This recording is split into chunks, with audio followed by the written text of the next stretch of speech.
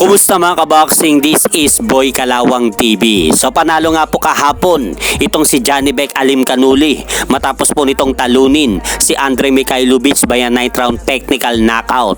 Pero kung mapapanood nyo nga po mga idol ang kanilang naging laban, sa round 2 pa lang po ay pinabagsak na ni Janibek Alimkhanuly itong si Andre Mikhailovich matapos pong tamaan ito ng solidong uppercut sa ikalawang bahagi ng laban. At kitang kita nga po mga idol na sa pagtayo nga po nito ay talagang hilong-hilong nga po si Andre Mikhailovich matapos tamaan ng isang solidong uppercut. Ngunit nung nakatayo nga po ito sa pagkabagsak nito, pinaglaruan pa siya mga idol ni Janibek Alimkhanuly at pinatagal pa ang kanilang laban. Hanggang dito na po nakaisip ng paraan ang kampo ni Andre Mikhailovich na dikitan nito sa laban si Janibek Alimkhanuly. At naging epektibo naman po mga idol ang ginawang adjustment ng kampo ni Andre Mikhailovich dahil nakakatama na po ng mga ilang solid punches itong si Andre Mikhailovich.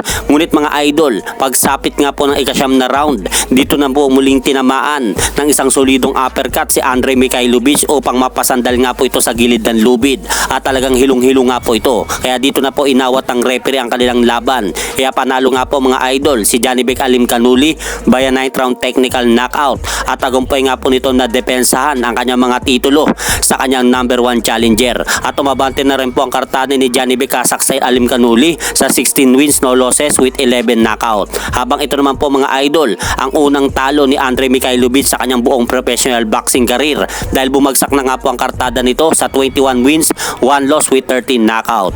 At sa kabilang balita naman po mga idol, mamaya na po mapapalaban ang ating pambatong Pinoy na boksingero na si Nolly James Makilan dito sa undefeated Tanzanian boxer na si Salmin Kasim. At ito nga po magaganap na laban ni Nolly James Makilan kontra dito kay Salmin Kasim ay magsisilbing 10 round schedule non-title bout sa Bantamweight Division. Kaya suportahan po natin si Nolly James Makilan na makuha po nito ang panalo sa bansang Tanzania para mamaya.